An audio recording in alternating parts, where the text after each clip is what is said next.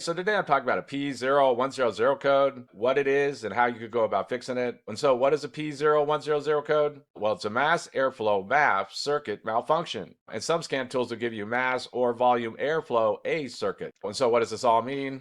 Well, basically, there's what's called a mass airflow sensor that's measuring all the air that's going into the engine, and it's reporting this information back to the computer, which is then using the information to adjust the air-fuel ratio mixture that's going into the cylinders. But when you get this P0100 code, the computer's seen a problem with this sensor or the wiring going to it, and so it's going to have to be troubleshooted to know why. And the MAF sensor is going to be located on the air intake box somewhere. Sometimes it can be located a little farther down, but it will be before the throttle body, which is where all the air is going into the engine. It is very common for it to be located right on top of the air intake box. And another thing to note about these MAF sensors is that sometimes they can be combined with other sensors. If you have an older vehicle, they can be separate, but most newer vehicles, they combine other sensors inside there. For example, like the intake air temperature sensor, it's very common for it to be combined now into the MAF sensor, so be sure to keep that in mind. And so what are some possible causes of a P0100 code? Well, it could be a bad or dirty MAF sensor. It could be the wiring going to it. And it's also possible that there's like an intake air leak on the engine, or there's some kind of restricted airflow going in, like a dirty air filter, something like that. Although if those things happen, usually you'll get other codes, but that can trigger a P0100 code. The most common causes of a P0100 code is going to be either there's some kind of problem with that sensor or the wiring going to it.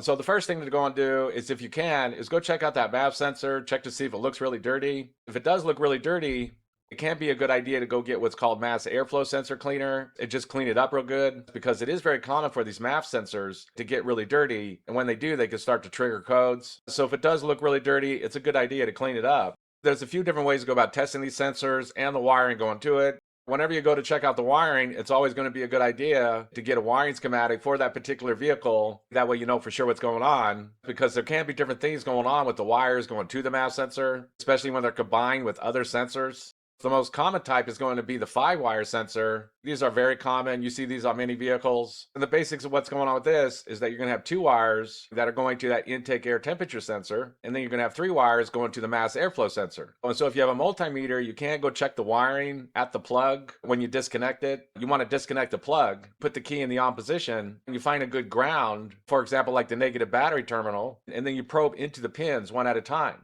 And when you probe into the pins, one pin should give you 5 volts, which would be going to that intake air temperature sensor. And then another pin should give you roughly 12 volts, which would be going to the mass airflow sensor part. You can also test and be sure you got a good ground going to that sensor. Again, it's a good idea to get a wiring schematic for your vehicle, because there will be differences on which pins are doing what. But if you have a multimeter, you can check the wiring going to it, be sure that's good. If you have a scan tool, you can also test it with that. Most of these scan tools, even the low-cost ones, they'll have a data stream or live stream where you can go inside there and look what the MAF sensor is doing. And the way you check it with this is that with the key on, but the engine not running, that MAF sensor shouldn't be giving you any reading. There shouldn't be any grams per second of airflow going past it. So it should be basically 0. If you're getting a reading on that MAF sensor when the engine's not running, then you automatically know there's some kind of problem with it. And then you start up the engine, and when the engine's idling, you check to see what the grams per second are. So say it's roughly like 2 grams per second, and then you double the RPMs, and the grams per second should also double. I made videos on how you go about doing this. I'll put a link in the description box below if you want to go and check that out. But if you have a scan tool, even a low-cost one, you can't go and test it with it, because the most common cause of a P0100 code is going to be either bad MAF sensor or the wiring going to it. And so that's basically it. I just wanted to give a basic overview of how you go about fixing a vehicle with the P0100 code. If you have anything to add, please comment down below. If you have any questions, ask me. I'll try to answer them. If this video helps you, please click like, please click subscribe, and have a good day.